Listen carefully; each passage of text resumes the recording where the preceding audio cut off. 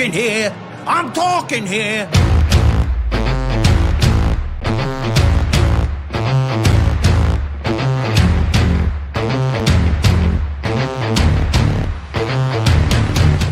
Hello, every person. Steve Rizzo here, and welcome to I'm Talking Here. Hey, I'm Talking Here. I love that movie. I know a lot of you watching right now, listening right now, didn't see that movie, Midnight Cowboy. But if you didn't see it, you should, because it's a great movie. What amazes me about that movie, I know this is off topic, but I don't care. What amazes me about that movie is that when that came out in 1969, it was rated X. It was rated X. And with today's standards, it could be GP, but then it was rated X. But anyway, welcome. It's good to have you here. I love the topic we're going to be discussing here today. And this show is brought to you by Conversations with Bob, which should be popping up any second. And I'll wait. There it is. Hey, Bruce, thank you for doing that. As you know, Conversations with Bob is my latest book that came out a while ago. It's doing very well, and I appreciate everyone who gave reviews and purchased the book and telling their friends about it. And if you want to know who Bob is, you're going to have to read the book. That's all I'm going to say about that. But without any further ado, I'm going to bring up my my team right away. Usually I give a little bit of a bamper before I do this, but I'm going to bring them up now. And I really do like today's title, which is Adversity, the Blessing in Disguise. And a lot of you might be wondering right now, well, how can adversity be a blessing in disguise? And we'll be discussing how that can be. So let me bring them all up. Let me bring up Bruce first, my director and my producer. Hey, what happened? You doing good? I can't hear you. I know. I'm getting lightning and thunder, so I muted my microphone so we wouldn't be disturbing your great introduction.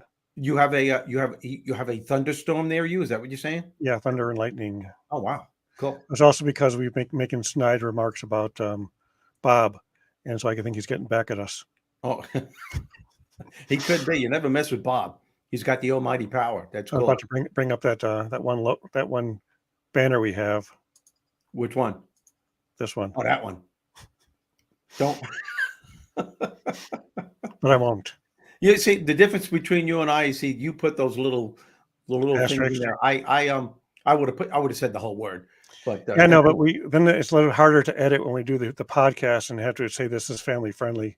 Yeah. You know, I noticed that when we do the regular, by the way, folks, Bruce, why don't you tell them about the regular podcast, the audio, the way we've formatted that?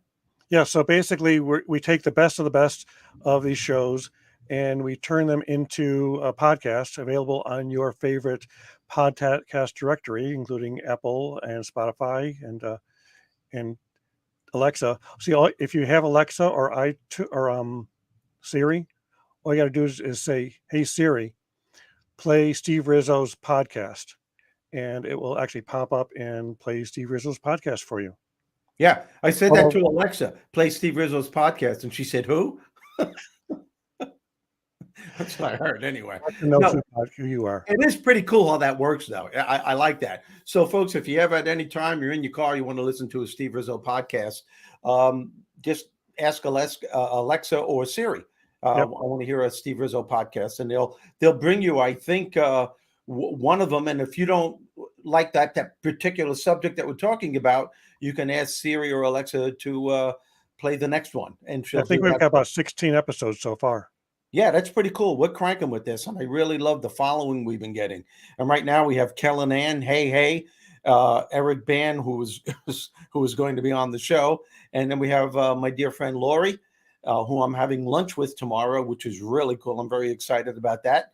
And Lynn Serrano is on, and Chris Chavez is here too. And actually, what's really cool is we're not only broadcasting to your channels, we're also broadcasting to Debbie and the Eric's channel.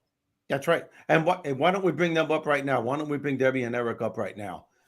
I think Eric might be busy. Yeah, he's always busy doing something. That's his position. Hey, I'm not reading this book.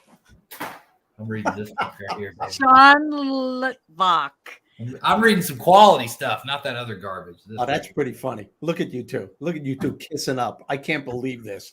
How are you guys? Brownie I point. should grab mine too. I finally got a copy. It was like a year after this was published. I finally got a copy of it. Oh, stop complaining. At least you finally got it, okay? Yep. I forget things. He's a little forgetful. He always throws. He was throwing it, and he's right, because I should have sent it to him immediately before anyone, but I didn't, and I apologize. And by the way, have you read the whole thing? I have not. Okay, so there you go. That's why I didn't send it to you. Shut up! How can you complain? You haven't even read it all. That's what I'm saying. Well, it took him a while. I mean, it took him a while to get it to me, so it took me a while to read it. Because back in high school, I was in level 2 out of 4 English. And so we did not have to read all those fancy books like the Odyssey and stuff like that.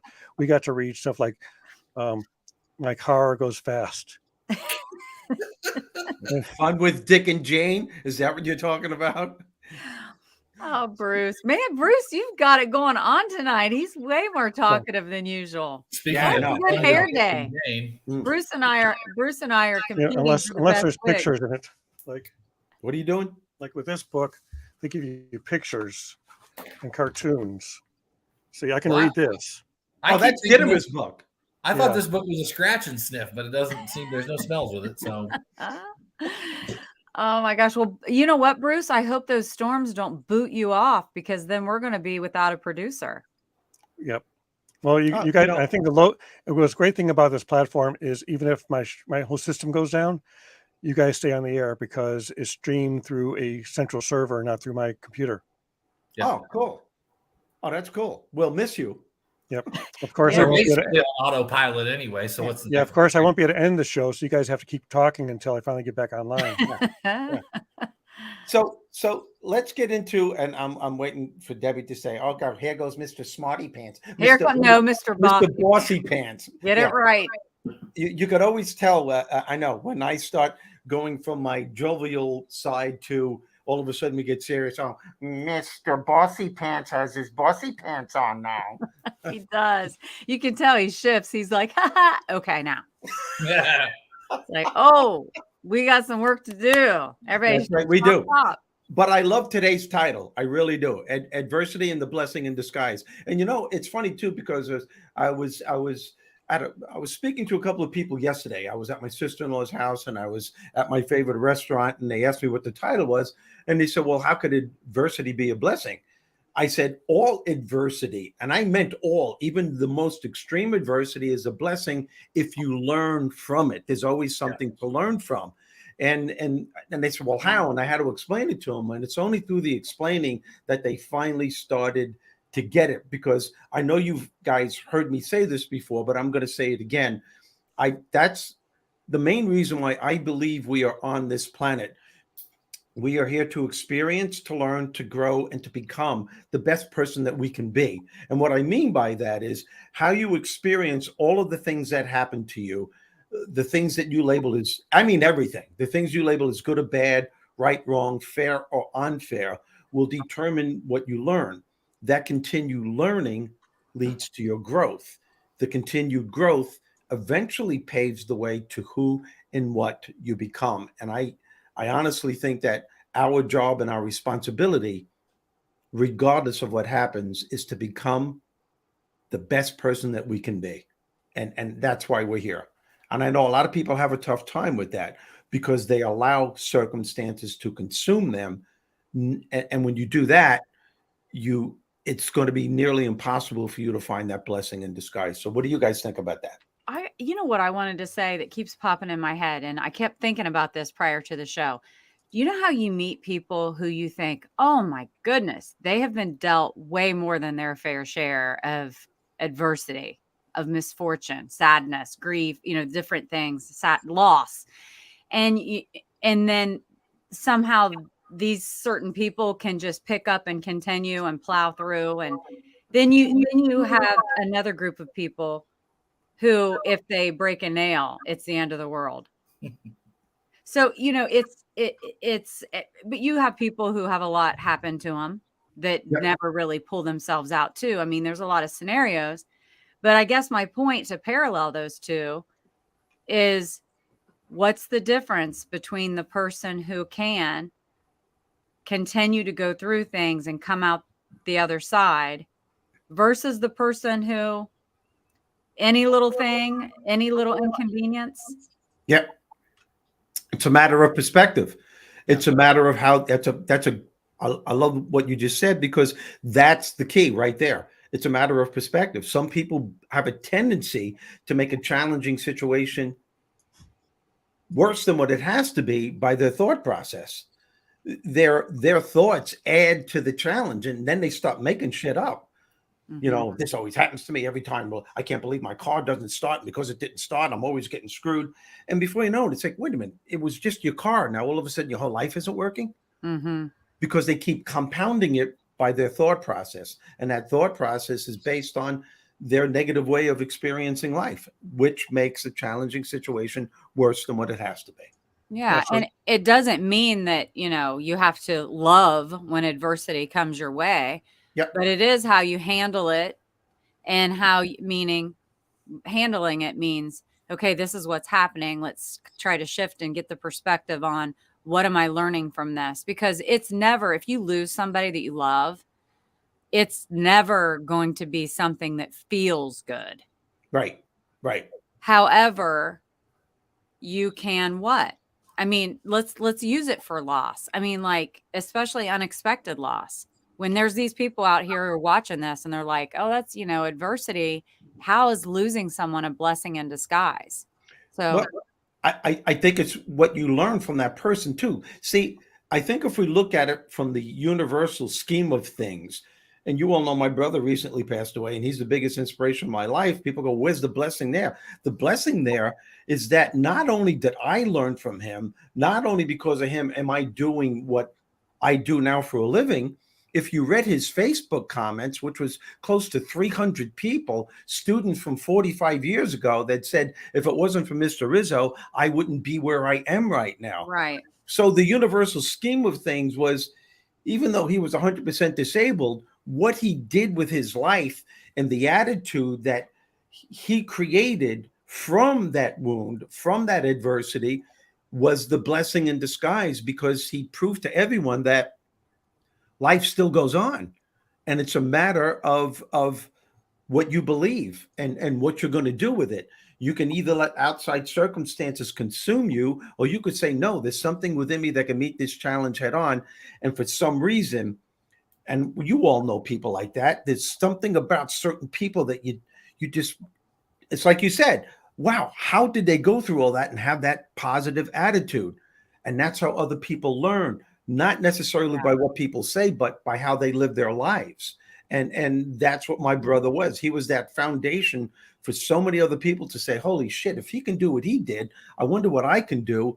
And I wasn't even thrown half the stuff that life threw at him. Let's read what Chris Chavez said. He said that they can't divorce themselves from the bad thing. A bad day doesn't mean a bad life. True that. Great point. Well said, Chris. Yeah, so a couple days ago, I'm driving my car down the highway, and this pebble hits my windshield and puts a little nick into it. It's like the first piece of damage I've had around my car, and I've had the car for about a year and a half. And all of a sudden, it was early in the morning on the way to a job, and like it's going to put your whole day in a bad mood. And my wife is with me, and it's like, are you going to be in a bad mood for the rest of the day? And I'm just quiet. But then when we got...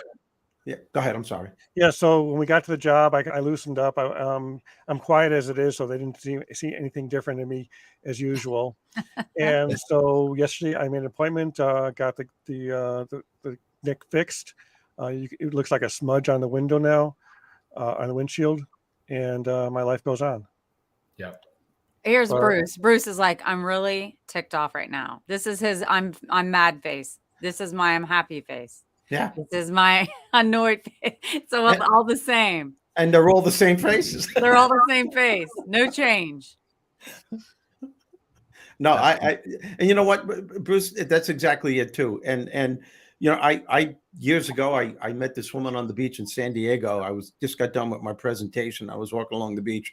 I'll make this really quick. And she, gorgeous, angelic looking woman with this beautiful smile. and she's got this Starbucks coffee in her hand, and she's swaying back and forth, and she's singing, and I'm saying, wow. I had to approach her. I said, somebody's in a great mood today. She goes, what's not to be in a great mood about? She goes, look at the sun. I live in San Diego. I got a beautiful cup of coffee. And she said, it's a wonderful day and it just started. And I said, are you always like this? She goes, yeah, for the most part I am. I said, don't you ever get in a bad mood? She goes, I just don't let bad moods consume me. And she told me that the other morning, the day before, she had a brand new car. She tried to start it and it couldn't start.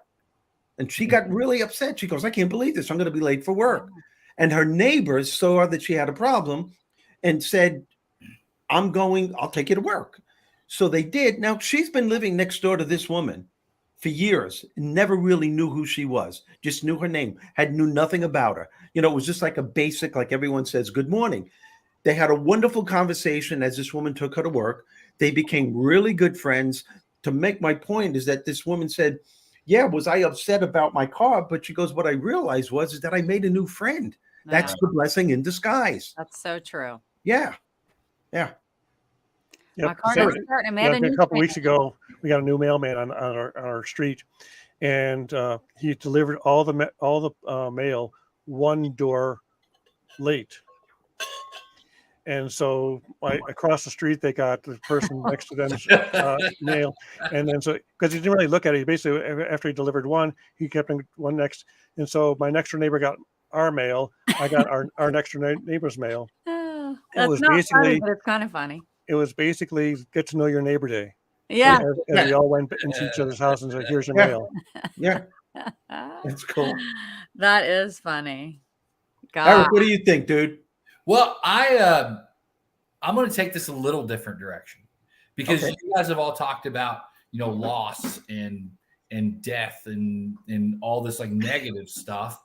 Right? And destruction and end of the freaking world, right? Famine. But Famine. For someone, I fancy myself an overachiever, right? I'm very goal driven. I set goals, I write them down, I try to accomplish stuff. And sometimes for me, the adversity is I can hit 80% of my goal and you can look at that and say, wow, well, he's pretty successful. The adversity the adversity makes me change my course and go a different direction. Bruce, please get me off that full screen. The adversity at 80% makes me change course so I can get to 100% of where I need to be. So it's not necessarily a bad thing. It's not like we've been talking about death and loss and all this stuff and car won't start, but yet I could be Thomas Edison made the light bulb, 999 tries before he figured it out on the 1,000th. And he was on that way, the path to success. Yep. And none of it was necessarily a bad thing. Right? No, it's like, a young reporter said to him, how does it feel to fail at creating, failing at creating a light bulb 999 times? And he said, I didn't fail. I just learned 999 ways how not to create a light bulb. Right. Did you know one of the most Googled things in sports is how many shots did Michael Jordan miss? Right. Yeah. So he missed all those shots, but my dude won 6 championships? Bruce, how many championships did Michael Jordan win? You're Chicago. I think it was 6. Yeah. He won 6 titles.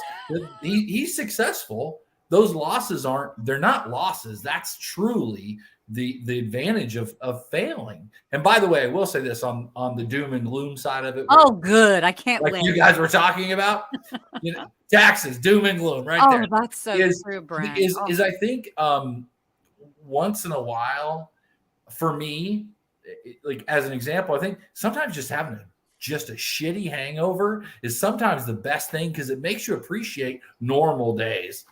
Adversity in your life. Think about that. When you feel awful, right? You feel awful, and then you're like, oh, and then the next day when you're back to feeling normal feels pretty darn good. And so saying goes, I feel sorry for those who don't drink because that's the best they're going to feel all day. Well, I don't know. I think Bam's already got a cocktail. I do. Yeah. Well, there he goes. It's called the BAM cocktail. Adversity feels like a mountain to me at the time I'm going through it. With time, I'm able to gain perspective. And I think that's the key. Joshua, that's the key is perspective. How long are you going to hold on to it? What's your perspective? And it's always important through adversity. Your sense of humor is your sense of perspective. You know, again, when my brother finally said to the family that he was going to give up and he's not doing this anymore, and hospice came in, we knew it was just a matter of time. And it was very sad, but it was our sense of humor that really, that was one of the biggest blessings in disguise in this. And not a lot of people can do this, but my family was blessed with this sense of humor, because I remember the day after he said he was going to surrender and hospice came in, I came in to watch the game with him. I walked into his house. I sat next to him on the couch. I said, Mike, how you doing today, man? He goes, well, Steve, I'm dying. How are you doing? and I looked at him and I gave him a hug. I said, well, apparently I'm doing a lot better than you are. And he went hysterical. And it was such an uplifting thing to view something like that from that perspective. And there were so many blessings, folks. The key is that we got to learn sometimes to pull back and acknowledge it, to try. Sometimes it's a challenge to find the blessing, but it's there. It's there. Yeah. And you know, Steve, you and I talked when I wasn't feeling well a couple of weeks ago. I mean, I was down. I was sick for like almost a week. Yeah. And I was like, oh, you know, I don't have time. I don't have time for this, you know. But as I was laying there and I was like, I think my body needs this. So I'm just going to like surrender to the sickness, feel better later, enjoy the time that I'm down, you know. And even though it didn't feel good, it felt good not pushing myself to go to the next thing. And if you just allow it to go with the flow. And then once I felt better and I got back into my normal routine, I was so appreciative of that normal routine. Well, because your basic personality is to go. As a matter of fact, I believe I texted to you, this is a time for you to unwind, to relax, accept what's happened. Yes, you did. Let it sink in, rest, do whatever you have to do. Yeah. And because you always have tons of things to do. And not only do you do it with a great attitude. You've always got a great sense of humor. You always do it with joy. And when you get hit with that COVID shit again, right? It could actually physically, mentally, spiritually knock the shit out of you. Yeah. But you took the time and said, I need this time of rest. Sometimes it is God's way of saying, God's way of saying, use this as a blessing in disguise. Yeah. Yeah, you did. You sent that. Joshua Harris says, yes, sometimes your body needs the downtime. Yes. No doubt. So I think that's what Bam was explaining. Yeah, regarding a hangover. I want to, regarding adversity, I want to throw out a story that just happened to me in the last probably 2 months ago. I'm dating this girl, Megan, and she is literally the sweetest woman I've ever met in my life, right? Just super sweet. And we had a misunderstanding, a miscommunication about something about me and her. And my reaction was to pull back, right? It was just to pull back and like, because as much as I want to, yes, join us with comments, please share with your friends. There she is right there. There's Megan. That's why I pulled it up. Hi, Megan. Wonderful. And there's my daughter photo bombing us down there. Oh, as well. that's cute. I see that. But we had a misunderstanding, and it was my misunderstanding, not hers. She was very clear about what she was saying to me, and I took it wrong. And my reaction was, I don't know if I can do this. And I pulled back. And lucky for me, she was strong enough and way better than me that she said, no, look, we're going to talk about this. And as much as I like to communicate, sometimes with stuff like that, I don't want to communicate at all. Yeah. Right. But she made me we're talking through this. And it's one of the best things ever happened. The best things in the last 10 years that's happened to me, because she's still here and she's amazing. And because of going through that little adversity and that little valley, now I think I'm better at talking to her and communicating with her and us talking together. That's amazing. What bothers me or what bothers her, because you know what? I've been bad at that in my life and relationships. By the way, shout out to her son Boone and her daughter Zella. They both have birthdays this week and they're amazing kids. Also, shout out to Bruce's brother. I want to hear Bruce tell us whose birthday is today. It's my brother's birthday today. I think he is late 60s. You're in the right decade. Anybody else? I think Oklahoma City. Well, Oklahoma City bombing was yesterday, but pre-show you mentioned that it was also Adolf Hitler's birthday. You don't want to talk about that? And that swastika tattoo you have? You don't want to talk about that? You know, when you Google your birthday to see what people Famous known people? in history, yeah, and then you realize it's him. Not a happy thing to realize. Well, the blessing in disguise there is that thank God you're not him. Well, that's true. Yeah. So also this week, I don't think I've ever mentioned this before, but my father passed away about 4 years ago, and he was a CPA, and he passed away on April 17th, right after he had a chance to file his extension. That's ironic. Well, there you go. There you have it. We're talking about humor, and you're able to just that's funny.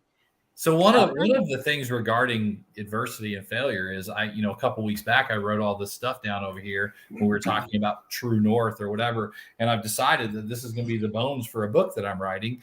And literally one of the items on here is failing. And failing is something we need to do in our life. We need to fail and realize that failure is not fatal.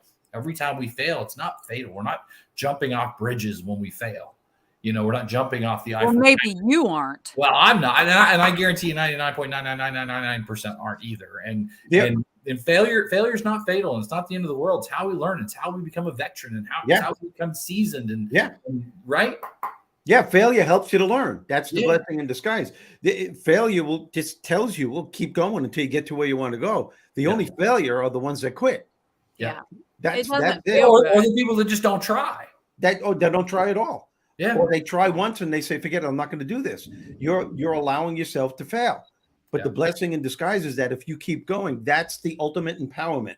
I think that the more difficult, wherever it is you're trying to go in life, and when you finally get there, to me, it's a bigger blessing because you've learned, if you're aware, you've learned so many lessons every step along the way. When I did my Showtime special, and we had a pre-show shooting the night before in Vegas. A drive-by shooting? A drive-by shooting. Everyone had ammo. And it was a shooting, a camera, the shooting of the. So we had to go through it the night before, a run-through. Okay, a run-through. We had to have a run-through in front of a live audience, the whole thing. And Woody Harrelson was hosting the show. And he came up to me in the green room. And I remember sitting in the green room, and this is my biggest break in my life at that time. And I'm going, wow, I was voted least likely to succeed in high school. Yeah. I was told by a guidance counselor I wasn't smart enough to go to college. I really went through a lot to get here. It was a blast getting here. And now I have a Showtime special in Vegas. And as I'm thinking that, Woody Harrelson walks in. He goes, Steve, by the way, for tomorrow on the show, he goes, what do you want as an introduction? Because he was the one that was introducing me. And I looked at him. I said, Woody, tell him you're going to bring up a guy that was voted least likely to succeed in high school. And now he has his own Showtime at the big room in Vegas. And he goes, wow, that is fucking cool. Yeah. Right. But it wasn't just me saying that. It was ultimate empowerment that it took that long to get there. But it was well worth it. And that was the blessing in disguise. That I didn't, for a part of my life, I accepted the fact that I wasn't good enough. The first 5 years of my life, maybe 6, 7 years of my life, everything was going downhill. You see, and I thought that's where my life was going to wind up, but something clicked. And along with that click, I started elevating, and it's because I started learning that, wow, maybe there is something within me that has something. That's the blessing in disguise through adversity. Right. And, that brings up a really good point about your history and about believing the labels that other people put on us, and that you believed that you weren't worthy or able or capable of moving forward. And so a lot of times the adversity that we allow into our life are the labels that other people give us. Yes. And we have to be able to break through that and say, that's adversity. That's made up adversity that I Yep. don't need to accept that. I have that written down. Oh, I'm vibing. We're vibing. Keep going, because you're preaching right now. Keep going. Yeah. Yes. No, that's so right, Debbie. Because that's what happened with you, Steve. And the other point to this that I was thinking when you're talking is sometimes when we're trying putting a lot of effort into achieving something and it's not happening for us and it's not happening for us. Sometimes when it finally does, you look back and say, wow, I wasn't ready. I wasn't ready back then for Wow. this. And now this is happening and I can handle it. And this is all good. And for you, Steve, maybe you weren't mature enough to handle wasn't. it sometimes, you know? I wasn't. He You said should have seen the people I hung out with. Yeah, I mean, so you needed time to. Am I echoing? little bit. no, I feel like I am. no. So it's you were ready at that time to accept it and allow it to not consume you, right? You were mature enough to handle the fame, really. Yep. Yeah, that Wow. is absolute. That's a perfect example, and that's all about handling adversity. And once you finally get it, and sometimes it takes a while, Deb, Eric, it takes a while for us to figure out, why didn't this happen? How come I didn't get this? How come I didn't get that? Why is this happening to me?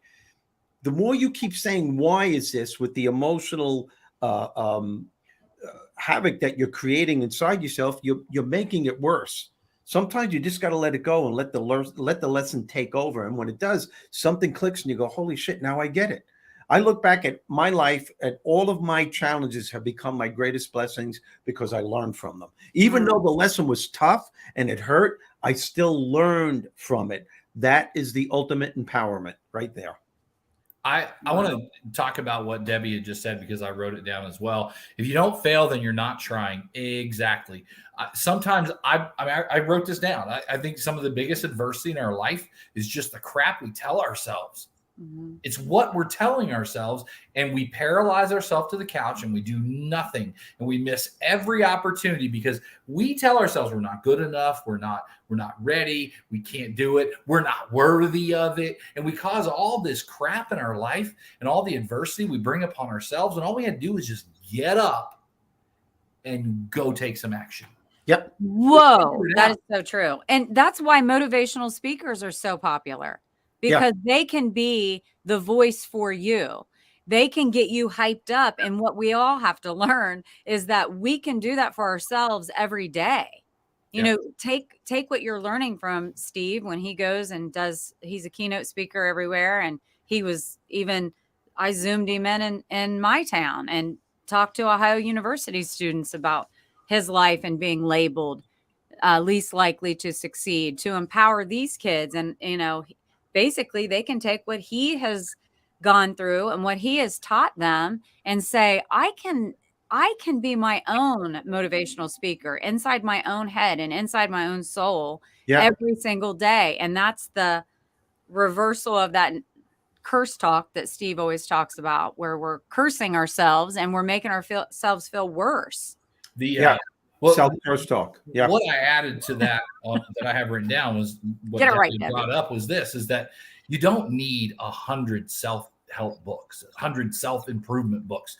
You really need one, because let's be very honest. Like, a lot of these self-improvement books, I don't care who it is, they're all a lot of the same principles. If people would just take one book and they would apply all this to their life every freaking day, they'd be wildly successful. But it's not. We read a book, we go, oh, that was incredible. And they apply it for 5 minutes and they move on. And then they need something else to motivate them and something else to motivate them. There's no Zig Ziglar thing where he was talking to this guy at a conference one day. And the guy said, well, when I put your tapes in, which they were audio. Cassette tapes or something. When I put your cassette tapes in, I get fired up and I get after it. And then when I stop listening to it, I get unmotivated. And Zig Ziglar says, well, why do you ever stop listening to it? But why do we not just take one book, apply the principles of this every day of your freaking life, and quit overthinking? You don't need 100 books. Well, but that's true. Right. I agree. But I got it. And it should be my book. And it should be. But you know what? Here's the thing, though. I agree with you to an extent, Bam. But the delivery and the messages may be the same. I was just going to say that. Or the message may be the same, but the delivery is different, and in different ways and different styles Affects people in different ways. Yeah. I'm not disagreeing with that. I'm just saying that the principles in a lot of these books are all the same. So if we literally just took one book, whether it's the Bible or it's Conversations with Bob or it's Proverbs for Leadership, and we just applied all of those principles every single day to our life, we would need all that other stuff. Yep. But I do get what you're saying, Debbie. No, I got to tell you what Joe Ingram said. Joe Ingram said, you get self-help books, but if they're on the shelf, they're shelf help. You don't want shelf help books. Exactly. You got to read them. Exactly. Hey, you know what? I want to bring up Dan Greenan's comment here. Can you put that up there? That's my cousin Dan. Debbie, could you read that? Sure. Steve, you'll remember this. March 16th, 1995, I was asked to leave my house and separated from my now ex-wife. That was also the day I got sober. I had lots of help and I got through it. I'm proud to say thank you to Karen because if she had not done what she did, I'm sure I would not be here today. Love that. Life is good. That's the blessing in disguise. My cousin Danny had a very severe problem drinking, and he got divorced. His wife left him because of his drinking. And when that happened, he went in. I don't think he's had a drink in 30 years or whatever. But that's the blessing in disguise. It took his wife to leave. If she would not have left, God knows what would have happened to him. Wow. Thank you, Danny, for sharing that. Appreciate it. Thanks for sharing that for sure. Yep. Yeah, that's amazing. You folks that are listening, that's a perfect example as well. I like Josh's comment. And plus, I like the fact that you're blocking Bam out on that. Right. There's some adversity right there. Josh is a guy here local in Tulsa. Love him. He's a great electrician. Some of my biggest trials in my life, once I got on the other side, turned to be huge blessings. And there you go. That's what I'm saying, Joshua. It's huge, man. And that could be his wife. Who knows? But good stuff. Dan, love you too.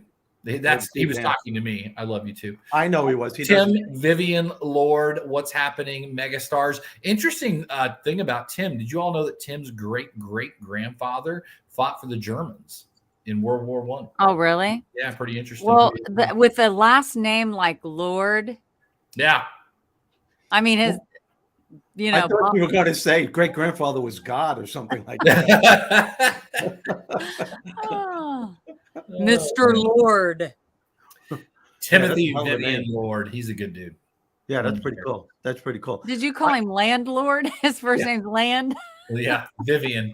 Timothy Vivian. Okay, I can't stop thinking of Lord. Let's keep going. Oh, Lord. Oh, Lord. Oh, Lord. Tim said he forgives you, so.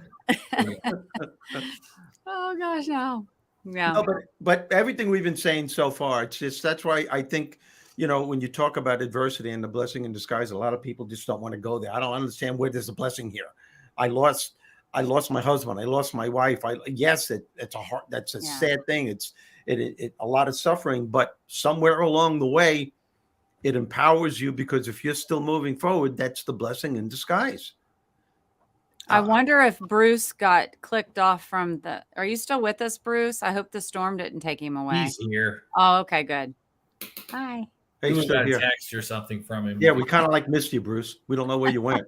Like all of a sudden he just leaves. We thought you got struck by lightning. That was happening. We said, Bob. Bruce, you're the producer director. Why don't you put your mic on? Because he said he doesn't want the lightning to disrupt our. The storm has passed on, and we've got some sun coming out now. The adversity's gone, and out comes the sun. No more worries about losing the broadcast.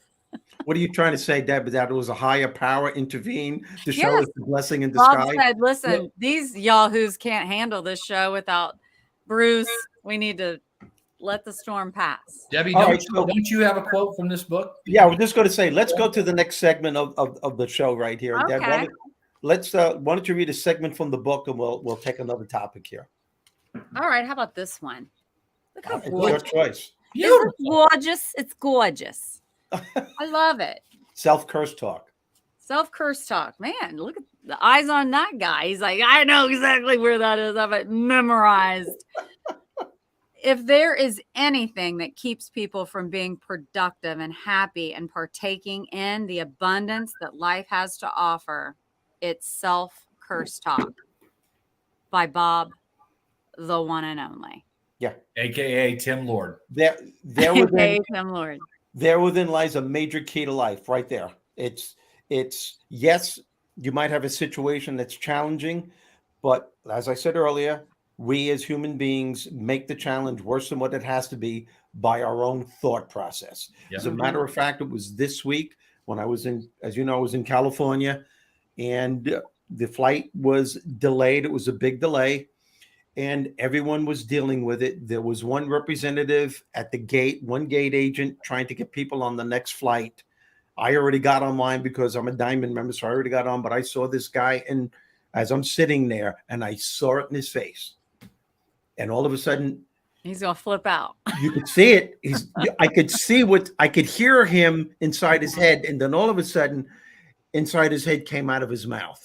Yeah. Then he started going, I can't believe this. Look at this. This is absolutely ridiculous. I can't. There's 17 people online. There's one person. Even if there is another flight, I'm not going to be able to get it because I'm not. By the time I get to her, that flight's going to be taken off too. And I wish this woman next to me could keep her child quiet. Why do they allow children at the airports to begin with? And he's going on and on. And because of what I do, I'm listening to him and I'm going, holy shit. This guy is emotional distraught.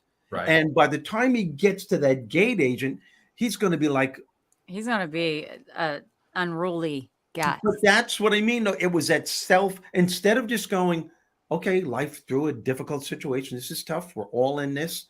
There's nothing I can do about this now. But he didn't. He just made it worse. And think about this, when you're walking, it doesn't matter anywhere. There are people just walking around in their lives, not saying things out loud, but that's going on in their heads. That's self-curse talk.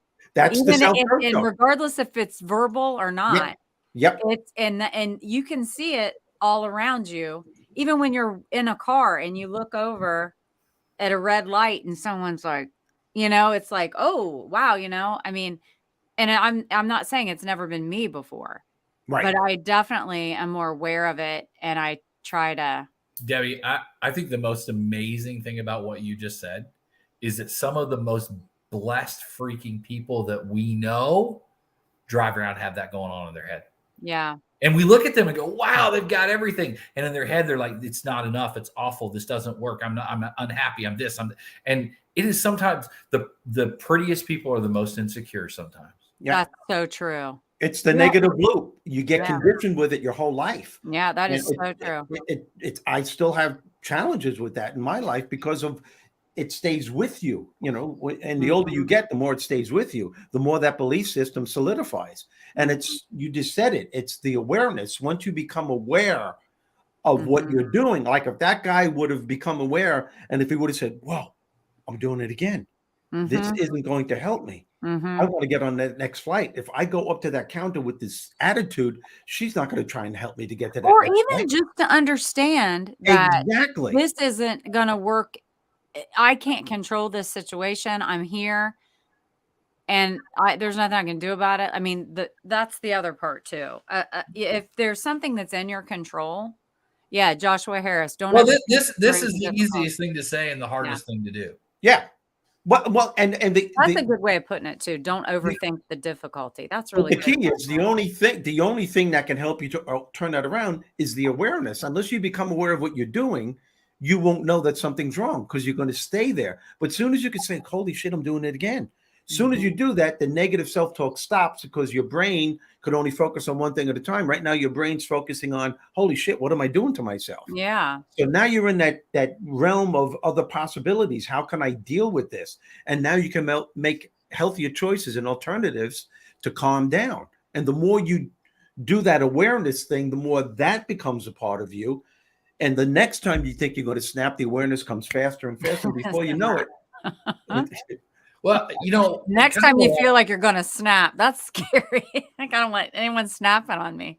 Well, along the lines of what Josh just said, don't overthink during the difficulty. I was at church Sunday and our pastor was talking about, got confidence was the subject, right? And he said, here are the 4 things he talked about to get your confidence back. Fix your focus on God, wake your courage, stir your confidence, and trust God always. So wake your courage and stir your confidence. And it bothered me all day, because when you don't have that and you are struggling, the hardest things to do are to like get confident and have courage when you're down in the dumps and you've got all this adversity and things in your life. And so I literally thought about it all day, and I did a post later on about it. And just, I think sometimes when things are really good in our lives, we forget that God's with us, right? Yeah. When things are really good in our lives, we say, well, I did this. This is me. I'm good. I'm good, right? But when things aren't good, we tend to have a desire to lean on God and say, where are you at? How can you help me? I need you today, right? But God was with you the whole time. When things were good, God was with you. And so I think sometimes if you're struggling and you're in despair and life's not great, I think sometimes the thing to do is to look back on those good times when you were confident and you did have some swagger and you felt great and you looked great and things were going your way, and to remember those times, and God was with you then, and use that as a little bit of how do I get my courage back? How do I get my confidence back? Because God was with you then. Bob was with you then. How do you get that back in your life? It's so, what made me think about that was you guys was saying, well, just do this. Just don't think during the difficulty. And it's not that easy. It was easy for my pastor on Sunday to say, well, find your confidence, find your courage. Well, no, that it's not that easy when you're struggling or you're depressed or you got the shit kicked out of you this week or or your brother passed away. It's easy to say, it's easy to say, don't overthink during the difficulty. And Josh, thank you for your comment. So Eric, but we're going to shred it right now. So Eric, do you write down the 3 things you're thankful for in the morning or in the evening? Well, they're Bruce all 3 times, and I actually do it breakfast, lunch, and dinner. I say that's what Bob says to Bernie in the book. When you wake up in the morning, before you take the covers off, don't focus on everything that needs to be done. Focus on who you have to be in order to get it done. Don't focus on what's not working in your life. Focus on the things that you have, the blessings in life, before you take the covers off. Because the attitude that you have as soon as you start the day is the attitude that you're going to take with you throughout the day. People don't realize that. Yeah, it's true. And, sometimes, and if people try to pull apart what you're saying, you can pull yourself out of a bad day, but it's much easier to start it on a good foot than to try to catch up and change it. It's just the truth. I mean, your brain, it takes a while to get out of that negative spot. So that negative tailspin, man, it could kill you. It really can. And it's all thoughts that you think are real, but they're not. But if you believe that it's real, that's all that matters in your world. That's the way it works. Thoughts are things. Yeah. Well, I think our time is up, guys. And this was this one. There's a lot of comments coming in, right? Oh, let's read some comments. Go ahead, Deb. I don't know if this is more please, me please, or frizzle me frizzle. I don't know, my dizzle. But in a Zoom meeting, unfortunately, miss you guys. I'll definitely watch the playback. Love and blessings to all. Oh, we love you too, Eric. You got to love Eric. He's incredible. He's such a supporter of everyone. Laurie says, in diversity, there is beauty and there is strength. We need to face new challenges. Love you, Laurie. I love you more, Laurie. Thank you. Yes, well, actually, you have if people read the description portion of this post, there's a great blog post from Steve, and then I filled it in with a couple of additional paragraphs on where adversity is often seen as a negative and difficult experience that we would rather avoid, and then can keep reading on that. So it's really nice insight on what we're talking about, thinking outside the box. If we didn't have adversity, things would go real smoothly, and we wouldn't have theater and we wouldn't have TV, because TV's revolved around adversity. Because if your main character gets up in the morning and walks through a normal day and there's no challenges, where's the story? Boring. Life is boring without challenges. Sounds like Debbie's life. Just gets up and everything's golden and amazing. Yep. I just skate. And after the storm, then there's a big rainbow out there. And are we allowed to say rainbow on the internet now? Yeah. Say rainbow. Is that a trigger word? You can say anything on this show. That's rainbows and butterflies. We love them all. Was that in German? What was that? Yes, we Is do. that your Adolf Hitler voice? I don't know what it was, but I feel like my microphone's doing something bizarro land. No, you're good now. Okay. You sound fine. Well, I think it's time for a little music, Bruce. I say adversity, plow on. There's better days ahead. Hell yeah. Keep your eye on the prize and keep trying. Don't give up. I'll keep my one eye on the prize. So I'll keep both of my eyes on you. And if you haven't yet, subscribe to the podcast. All you got to do is go to your favorite podcast distribution and click on subscribe, and it will be delivered to you Tuesday mornings when you wake up. I had one more thing written down. Hey, I'm talking. Steve, sure, Eric, go ahead. When you were a kid, did you like fried bologna sandwiches? I loved them. Oh my gosh, I loved them. My mouth's watering right now. I like it extra crispy with onions fried in with it and cheese, and then add mustard on. Yeah. Steve? No, I loved it with mustard and relish. I haven't eaten it in years. Mustard and relish on rye bread. Random. I've never had Spam in my life. Oh, no. I haven't either. Spam I hated. I've never eaten it. Yeah. But my mom would make a mean bologna sandwich. I haven't had it in years, though. Speaking of fried bologna, I had a conversation with my mom last week about, I remember growing up and we would have boiled hot dogs, right? Like what? Why would anyone boil a hot dog? Like you could, if you didn't even have a frying pan, you could put a hot dog in a pot. Yeah, but no, when you boil them, they get really plump. No, boiled hot dogs are delicious. Yeah. At all the hot dog stands, that's the way they used to make them. We will kick off the show 2 weeks from now, the poll of who likes boiled hot dogs. They get plump and they're really good. I won't even eat hot dogs. Yeah, so there are 3 ways we cook the hot dogs. One's on the grill. One is slice them in half and fry them. And then other is just put them in the water. So Steve likes big plump wieners as well.